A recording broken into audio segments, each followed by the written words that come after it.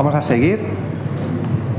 Ahora tenemos la primera ponencia, que nada menos es del doctor Blaise Cronin, que ha venido de Estados Unidos expresamente para participar en esta conferencia.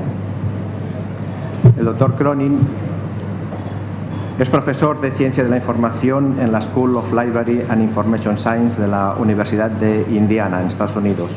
Es profesor honorario visitante de la City University de Londres y de la Napier University de Edimburgo. Y sobre todo es muy conocido, aparte de por sus artículos, desde que trabajaba en Strathclyde. Yo recuerdo que ya muchos le seguíamos hace ya pues 30 años o así. Pues es editor jefe nada menos que del Jasist, el Journal of the American Society for Information Science and Technology, una de las mejores revistas, o la mejor creo, de esta área de documentación. Vale, pues le paso la palabra. Gracias, Thomas. Buenos días, señores y señores. I'm going to speak in English. My apologies. Scholarly communication has a long history. In the 16th century, gentlemen scientists, communicated by letter. Then the postal service developed and matters accelerated. 16th century, 17th century, the first invisible colleges, the informal networks of communication between scientists. In the middle of the 17th century, we saw the first two learned journals, the Journal Savant in Paris, and shortly afterwards in London, Transactions of the Royal Society. Scholarly publishing proceeded slowly, and commercial publishers saw an opportunity, and we saw a growth in the 17th, 18th centuries, 19th centuries of commercial publishing. And today, the world of scholarly publishing is a huge business, approximately $15 billion US. And in the last 7, 8, 9 years, we have seen enormous development. I have been publishing and been an editor for 30 years. And I would say that the rate of change, the novelty ratio, the rate of innovation in scholarly publishing has been greater in the last 30 years than in the last 300 years. More specifically, I would say that the rate of change in the last 3 to 5 years has been greater at any time since the middle of the 17th century. All of my numbers are approximations, but scholarly publishing is a very big business. Roughly 2 million peer-reviewed journal articles are published every year. The number of journals, the estimates vary. This estimate is more than 30,000. I think a more accurate number is probably 25,000. People talk about the big three or the big four scholarly publishers in terms of profitability. You'll know the names: Elsevier, Springer Verlag, Wiley-Blackwell, and Informer, which really is, to some extent, Taylor and Francis. These are four very large, very profitable, very successful companies, with profit margins in the order of 30 to 40% per annum. Not many businesses generate profit margins of 30 to 40%. This shows you the revenues and the profit made by Elsevier from 2002 to 2011. On the left-hand column, generating revenues of almost 3 billion. In 2012-13, it was 3 billion plus. And the level of profitability is almost 40%. And that profit is made on the sale of scholarly articles written by people like you and me and our colleagues. When I was a student, I looked like the gentleman on the left in Trinity College in Dublin in Ireland. I worked alone. The scripts I handled were fixed, immutable. I worked with a particular medium, print and paper, and I and my media were very much geospatially fixed. We were location tied. Today, my son, it's not really my son, is hyper-connected. Authors don't publish singly. They publish in most disciplines with other colleagues. In the life sciences, more than 95% of all papers are co-authored. In the harder and experimental social sciences, roughly 50+% of all papers are co-authored. In the humanities, it's both absolutely and relatively much smaller, but the rate of co-authorship is also increasing in the humanities. The scripts that we create are mutable. They go through multiple versions.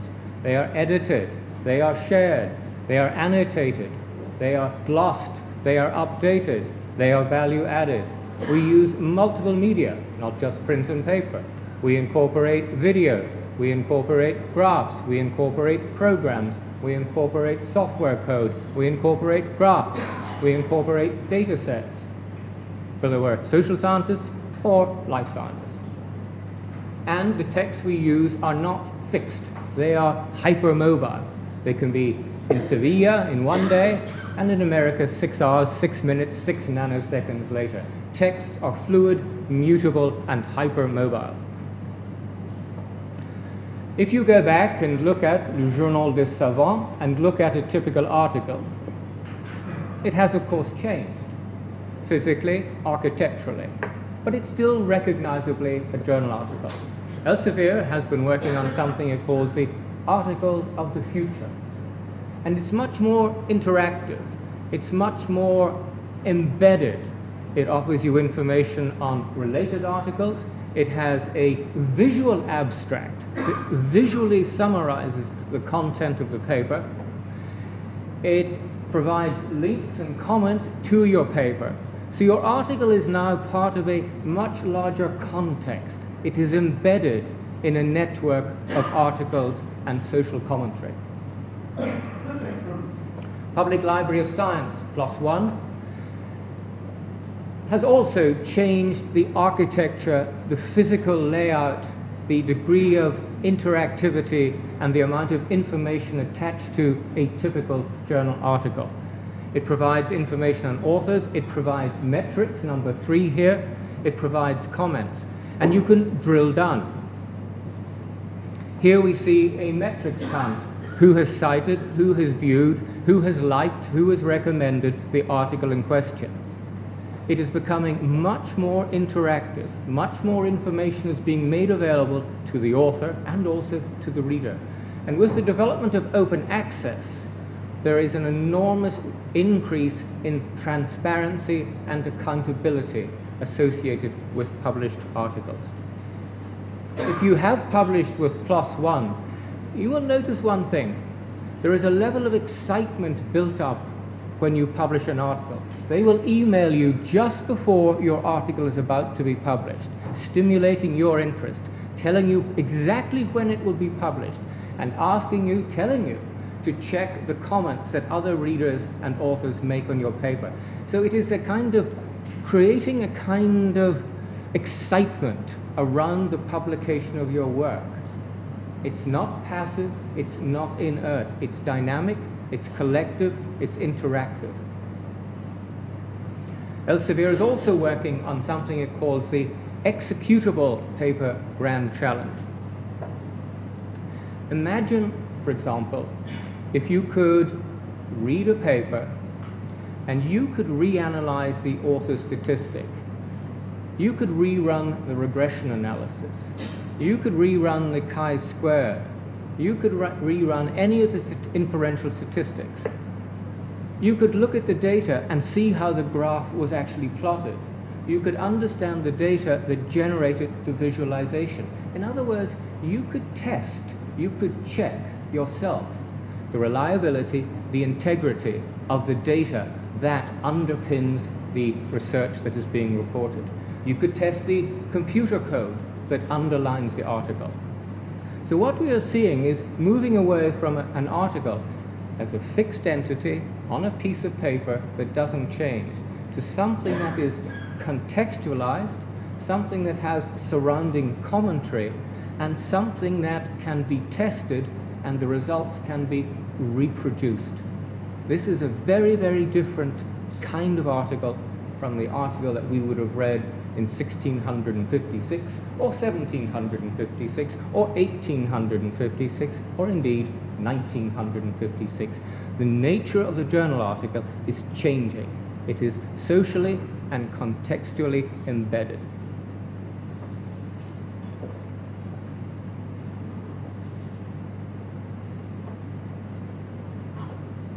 In the 1970s, when I was a student, we worked with all of these modalities on the left-hand side. occasional papers, journal articles, conference papers, etc., and monographs and book reviews. All of those are still there. But there are a lot of additions, a lot of new genres of publication. Increasing emphasis on supplementary material, the data sets, the experimental data behind the study, the use of tweets as a form of communicating new scientific knowledge. Blogs are extremely important in science and in scholarship generally. Some are not very serious, but some are extremely serious, extremely thoughtful, and provide additional scholarly information. We're seeing a growth in the use of videos in scholarly communication. Just look at TED, for example, hugely successful around the world. And scholars are now citing videos, and authors, scientists, can make available videos of the scientific projects that they're undertaking. What is actually happening in the lab becomes literally visible to the reader. This is so very different from the 17th century. And of course, web pages and blogs, etc., etc. What will it be in 5 years' time? I have no idea. The sociologist Zygmunt Bauman talks about liquid modernity. He even wrote a book called Liquid Love. It's the notion of impermanence, change, contingency-based life. And there's a research group in Italy, I think it is, called Liquid Publication, which is looking at the use of blogs and other kinds of experimental communication media, reviews, slides, videos, and data. And these are evolutionary collaborative constructs. This is from a just published survey by Taylor and Francis, published in March of this year. It asked thousands of scientists and scholars, humanities, social science, physical sciences around the world, what they thought scholarly publishing was going to look like. And this question was, will the scholarly paper continue to be the main output of research? What do you think, and what would you like to happen? Well, actually, the answers are effectively the same. Almost 90% of surveyed scholars and researchers said, we think the academic paper will basically remain the same.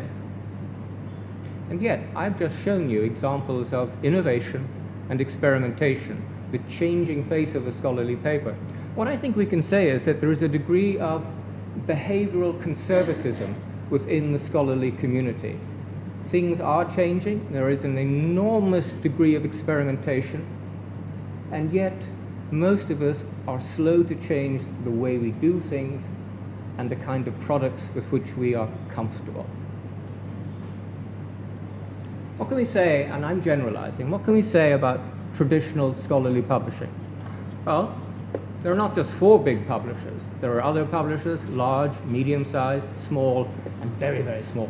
So it is a very mixed market, but there is a small number of very important major players. And those major players do engage in what most people consider to be predatory pricing, maximizing profitability. There is a great deal of product bundling, the aggregation that takes place, and what is called the big deals that librarians are familiar with. As I showed you, there are really quite high levels of profitability. And it would be unfair to say that these publishers are not innovative. They do innovate technologically, but perhaps not as much as they could and not as much as some of us might want. This is a very simple model of traditional scholarly publishing. An author writes a paper, like you, gives it to a publisher, Wiley, Blackwell, whoever it may be. A library then pays to have access to a database to read the article. The reader either has to pay the publisher for the article or goes to a library. But basically the model is, we produce the raw goods, we give it to a publisher, and the publisher sells it back to us. It's a very simple, a very well-known, and to some extent, a really quite absurd circle. It's a very profitable circle for commercial publishers. And this model has been in place for considerable time. But we live in a very volatile world, and this model is beginning to be challenged. There are other models emerging, and by this time next week, there will be yet another model that will have emerged. This is a fairly typical representation. This is my journal. Journal of the American, not my journal, but the journal I edit, the Journal of the American Society for Information Science and Technology. And these are the various stakeholders. Who is involved? Well, the society, it's a scholarly society, the American Society for Information Science and Technology, and it has an arrangement with a commercial publisher, Wiley-Blackwell. Wiley publishes it and pays the society a large sum of money for the pleasure of publishing it. And Wiley-Blackwell makes money, the society makes money, everybody in theory is happy. Perhaps not librarians. But look at who is involved. You have an editor who is an academic. You have members of an editorial board who are academics. You have literally thousands of reviewers who are academics. You have subscribers, which are libraries which are in academic institutions. You have readers who are mostly academics. You have authors who are almost exclusively academics, and a society that consists of academics. At the bottom, you have two components, and these are what I would call infrastructure elements, commodity services. It's Scholar One, Scholar Plus, the platforms that allow us to manage the workflow of scholarly publishing. These could be a contracted-in service, it could be a vertically integrated service, it doesn't matter, it's commodity. So we are left with all of these red academics and one blue, and the one blue is the commercial publisher. And the question, of course, is this arrangement, is this the only possible arrangement? Are there any inherent tensions between the academics and the commercial side? Could this model change, given that most of the stakeholders are academics? Now think of President Michael Porter. You all know Michael Porter's 5-force model of competitive dynamics. Every business school student has for the last 30 years. It's a very simple model, but very useful to use. And sometimes I ask my students to take this model, which I'll explain, and apply it to the world of scholarly publishing. This is something you might do later today, tomorrow. Think about it. Well, the 5 components, the 5 factors, the 5 forces that shape the dynamics, the competitive dynamics of any industry are the existing rivalry, between the existing players. In this case, it's Elsevier, Springer, all the other publishers, commercial, commercial or society-based. What is the nature of the competition? Is it a monopoly, a de facto monopoly? Are there a lot of startups? Are there many players and an emerging kind of monopoly? Is it a cartel where 2 or 3 companies work together to control the market price, to control prices? So the first thing you do is analyze the competitive dynamic between the existing players. What's the threat of a new entrant? Who might move into the marketplace that is not in it today? And I'm going to give you some examples in a moment. What is the threat of a substitute product? In other words, what could change the core nature of this business? What could make a journal redundant? What could make a journal article redundant? What could make the need for scholarly publishers unnecessary? And then you look at what's called the bargaining power of both suppliers on the one hand and the buyers on the other. Suppliers are people like me who write the papers. We produce the raw material. The publishers add value, and the purchasers, the libraries, individual scientists, researchers, are the consumers. What sort of power do they have? Well, think about our field. We produce all the material. What if we didn't give any of the material to commercial publishers? We could bypass the publisher.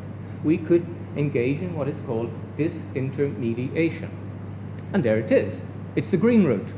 A very simple illustration of the kind of picture that emerges when you play with Michael Porter's model. Green is very simple in one way. The author writes a paper and has multiple options. I can put my paper on my website and just leave it there. I can give it to Indiana University Institutional Repository, and they will upload it and it will be available to anyone who can find it. Or I could put it in a disciplinary archive. The iconic archive is, of course, archive.org for higher energy physics. So those are the kind of options that immediately take the traditional commercial publisher out of the picture. Easier said than done, of course. And there is we could spend all day talking about the merits of green and gold and various other permutations on open access. Anyone familiar with Episcience, the project? At least a couple of heads. Well, I was reading about it last week. And this is a proposal to set up a small number of mathematical journals that would be managed by individual mathematicians, no commercial publisher. And the idea might be to take papers from archive.org or elsewhere and assign them to Journal A, Journal B on topology or algebraic theory, whatever it might be. And editors and editorial board members would peer review these papers. The journals, these new journals, mathematics journals, might, for the sake of argument, be actually hosted on archive.org. Now, this may never happen, or it may be launched and it may fail, but that doesn't matter. It's the idea, once again, of taking control of the product that we produce, we the scientists, the scholars, and removing the intermediary, the commercial publisher, from the frame. And this is just one more example of the kind of conceptual experimentation, it may become an actual experiment, that we are seeing today in the world of scholarly publishing. Michael Porter is a professor at Harvard Business School, and he has a colleague called Clayton Christensen, who wrote a book, several books, on what are called disruptive technologies. And online publishing, if you go back to the 1980s and the 1990s, really was a classic illustration of a disruptive technology. It was low cost, easy to use, and probably not very high quality initially. It was different, easy to use, and cheap. It created new potentialities, new ways of publishing, things we didn't and could not do before. It brought new people into the picture, designing new products. It encouraged other people to publish who hadn't previously published. But like any disruptive technology, it may be cheap, nasty, elementary, unsophisticated initially, but it very quickly becomes more sophisticated, offering higher degrees of functionality. And one of the important things of a disruptive technology, imperfect though it may be, is that it satisfies many of the needs, in this case, of an author. I get published easily, more quickly perhaps, and it satisfies many of the needs of the reader. You may not get the very best paper in the world in your subject, but you get some pretty good paper. So it may not be perfection, but in the words of Herbert Simon, it is satisfying behavior. We get something that is good enough, and authors get published more easily, more quickly, and reaching perhaps a larger audience than before. So this is scholarly electronic publishing in the 80s and 90s was, I think, a very good illustration of a disruptive technology. If you look at archive, these are data that just look at the top part, the two trend lines. What you look on the first curve shows you the number of subscriptions in thousands per month. How many papers are scientists depositing in archive each month? And the curve is going ineluctably in one direction. On the right-hand side, we have a curve that shows the number of downloads in millions of downloads per week. Submissions in thousands per month, downloads in millions per week.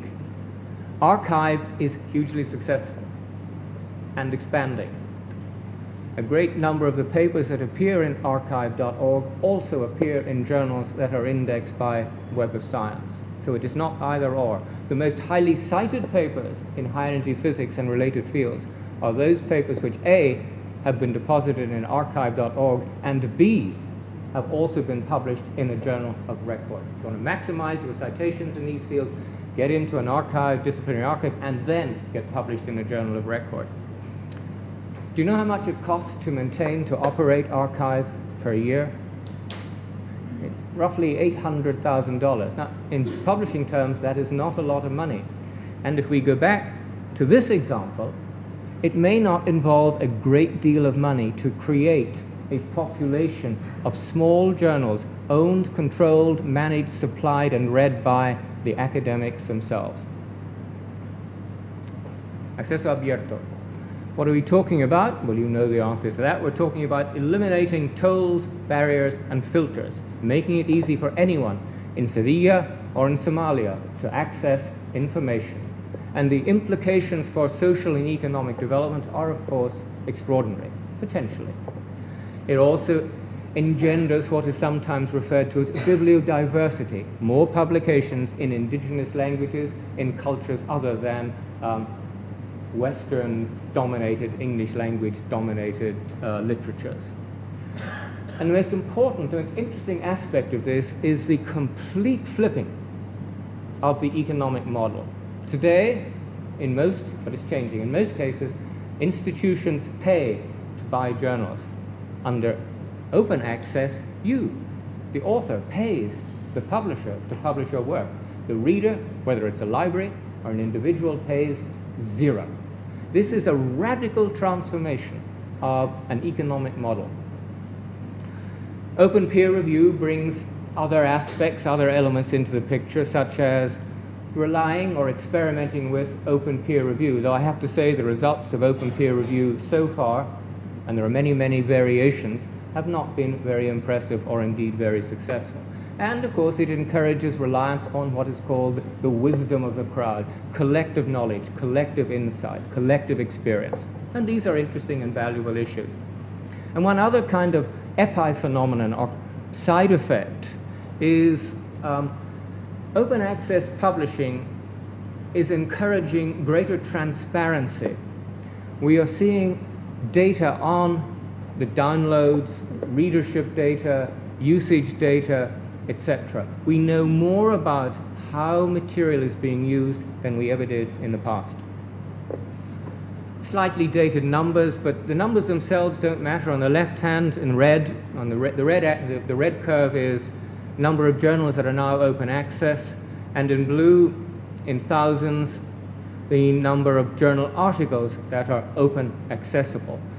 Even if these numbers have changed, the direction is incontestable. There is only one way to go, and to use the language, we are reaching a tipping point. It's not a matter of will we have full-scale open access publishing. It's more a question of when will it actually happen. So I would suggest that we are living in a very, very interesting period in the history of scholarly communication. It is, in a sense, rather a velvet revolution. It's led by scholars themselves. It's the scholars who are demanding change to the system. The system that they want is much more open, it's much more accessible, and more accountability, more information is available on what is being read and how research is being used downstream. And to use a phrase that was coined by Alvin Toffler, the futurist, way back in, it was either 1970 or 1980, he talked about a prosumer, a producer and a consumer. It's a mariage of both. The person who produces, think of it, I'm an academic, I write papers. What do? I also read papers.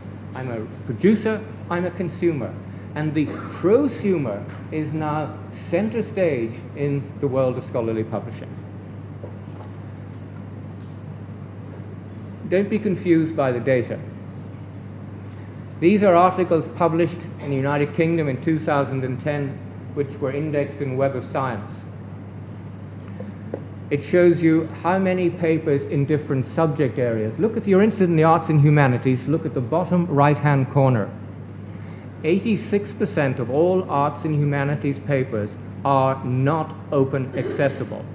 Only 1% are gold accessible and 13% green.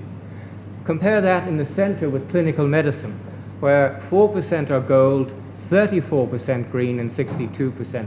In other words, there is very great variation in the adoption of open access practices across disciplines, across fields and subfields.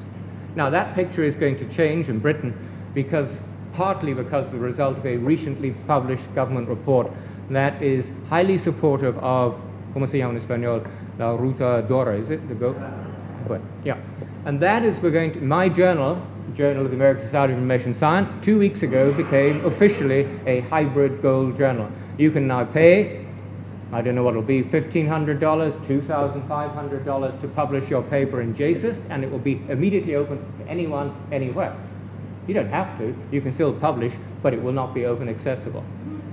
So I think we're going to see a really significant acceleration in open access, both green and gold, in the next few years, despite the objections and the protests. Tim Gowers is a professor of mathematics at the University of Cambridge, and he initiated a website called thecostofknowledge.com, and this was a declaration of discontent by scientists and scholars, protesting the profitability of Elsevier. Well, Elsevier has roughly 600,000 authors who write articles in its journals. And if you go and check the website right now, there are only 13,000 authors who have signed this letter of protest. So, in a sense, once again, an example of what I call behavioral conservatism. We can be angry, but sometimes we don't do very much about it. And it's not just journals that are going open. This is an example of an open access monograph publisher, and this will be of interest to people in the humanities and the social sciences, where the monograph is still extremely important. If we can have open access journals, well, why can't we have open access libros? Well, we can. And this little experimental is an open access book publisher. It's not for profit. It uses rigorous peer review, so it's highly scholarly, incredible. The material is free to anyone online. You can read these books online, and right now, because they have no funding, they charge a small amount of money for you to download the PDF. But the hope is eventually that PDFs will be freely available to the reader. So we're seeing examples of experimentation, not just in journal open access publishing, but in monographic open access publishing. Open access is not just about reading a text.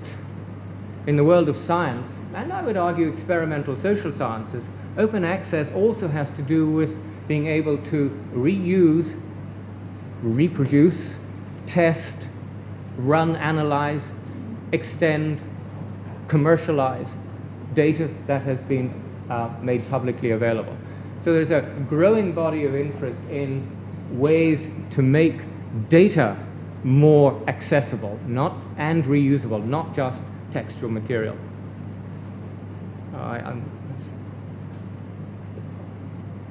There's a kind of change in our mindset. So Mark Walpert is the chief executive of the Wellcome Trust, which is one of the largest foundations supporting scientific research. And his thinking is interesting. He says, I think of publishing as a cost of research. In other words, if you're doing research, you buy equipment, you have travel funds to go to an archivo somewhere. Well, think of the journal, think of publishing as part of the overall cost of conducting research. And so perhaps paying author processing charges, APCs, is not really such a bad idea. And that brings us to the newer business model. We had the traditional one where we pay, the library pays to buy journals, to provide access to readers. In this model, Blaise, the author, writes a check for $2,000 and gives it $1,500, whatever it is, to plus one, the publisher. The publisher, if it decides to publish my paper, keeps the money. If they reject my paper, I get the money back. And once that happens, the library, the reader, the individual, the institution has completely free access. Now, where does the author get the money? This is the tricky question. And this is the question I imagine that some of you have to deal with on a practical level. There's a great deal of discussion. There's a great deal of experimentation. There is no single model, no single right model. But right now, various agencies, various institutions provide the author with the funds. It could be a research council. The National Research Council that funds the research may give X thousand dollars for publication with your grant. The university may set up a fund, and many have. It may be operated by the library. It may be operated by someone else. There is the vice-chancellor, the vice-rector for research. Who knows? Or indeed it may come from some other body in the university. Anyway, somebody is paying. And so there's a shifting of the funding mechanism, a complete change in the way we fund research. But the end result is that the results of research are openly, freely, and almost immediately available to anyone, anywhere.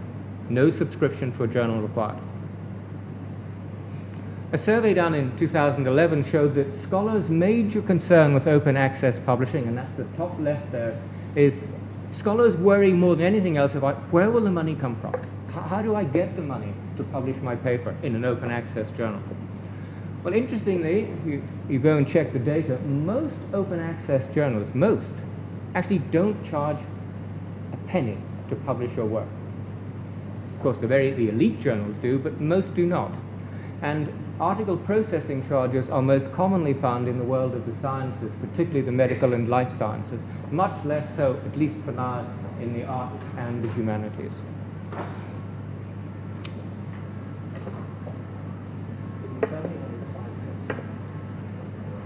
My watch is broken.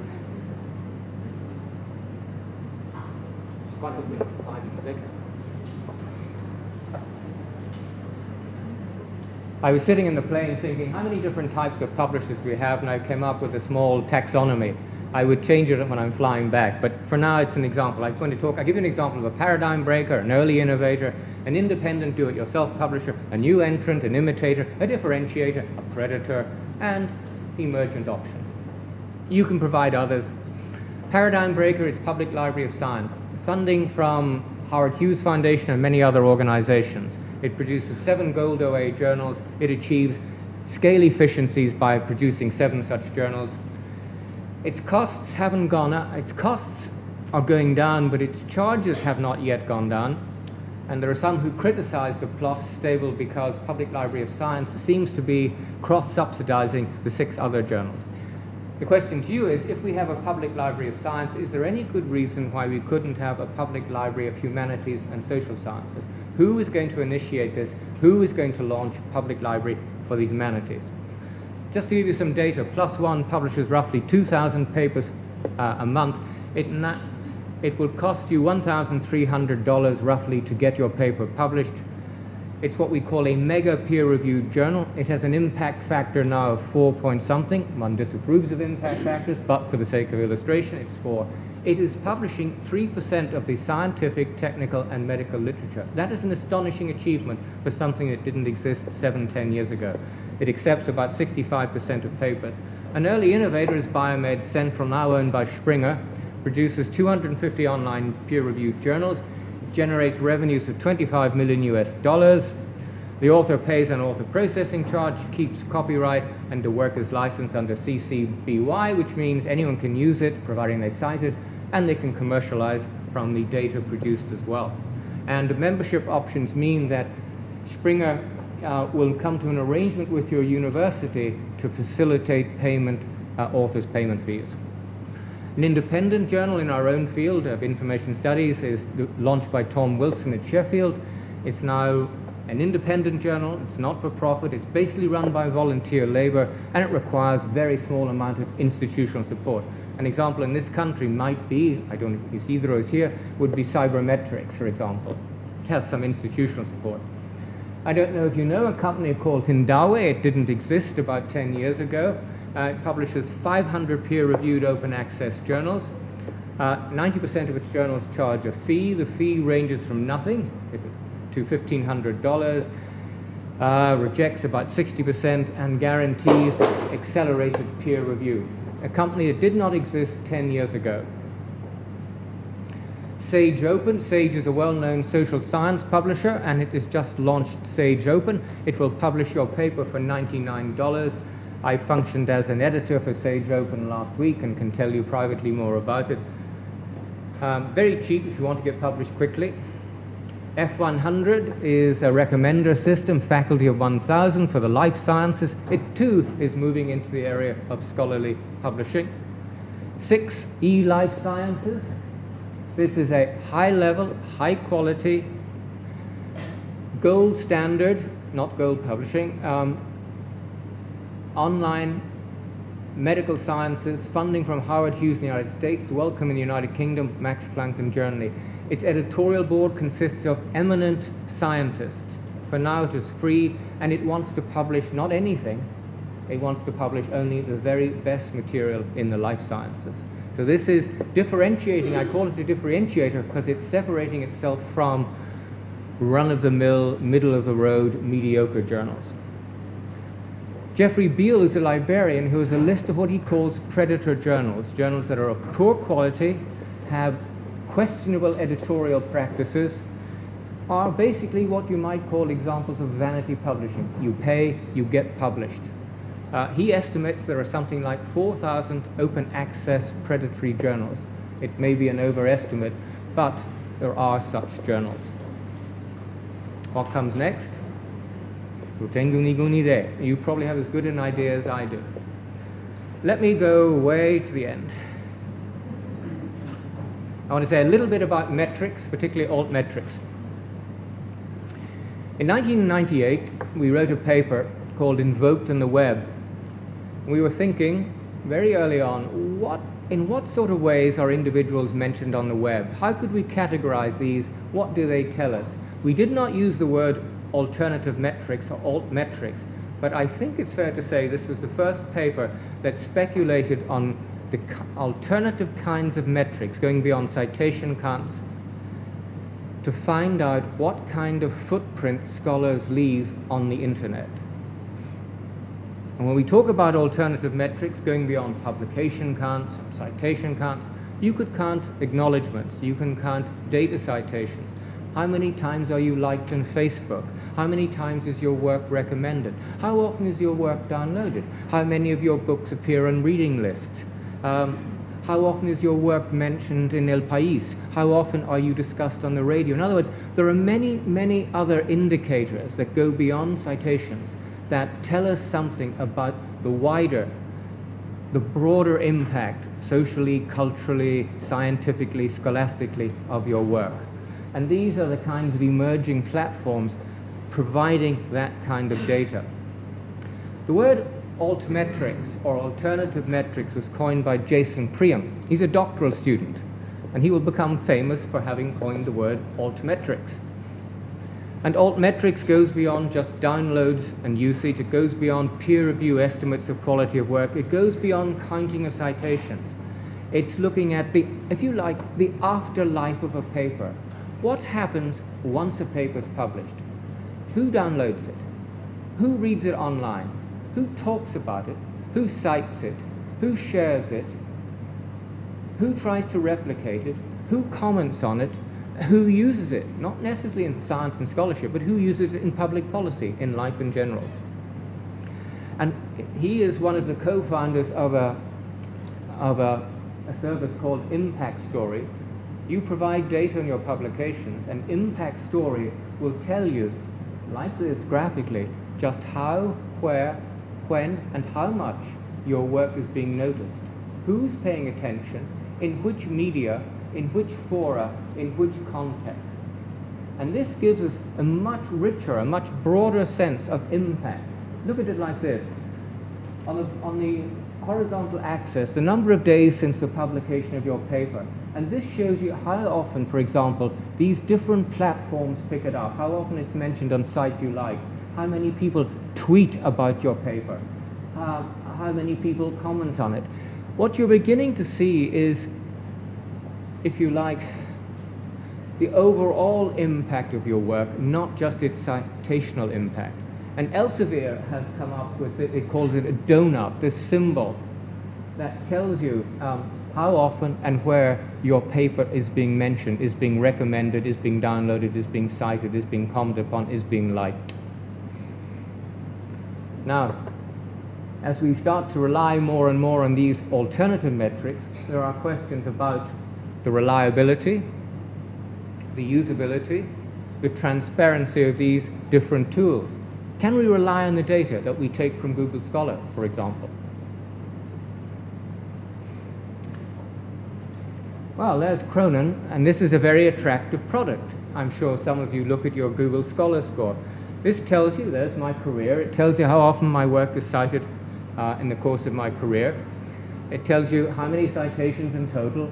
It gives you my H-index. H-index is 10 papers cited at least 10 times, H-index of 20 papers cited at least 20 times, and an I-10 index, which tells you how many times each of my papers have been cited at least 10 times.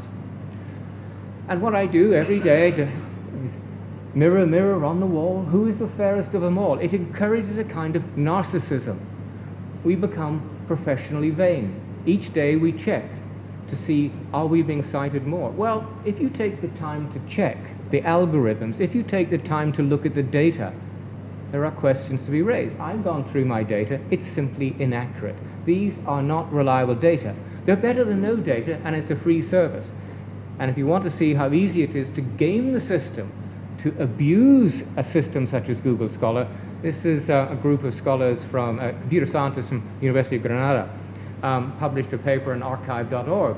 It shows you how easy it is to manipulate a service such as Google Scholar. Now, I'm not trying to be rude about Google Scholar. What I'm trying to suggest is that one needs to think very carefully about what's the reliability of this platform? Where did the data come from? Have the data been carefully checked? Are the data comprehensive? Are they reliable? And am I finished? I'll leave it at that. Thank you very much indeed.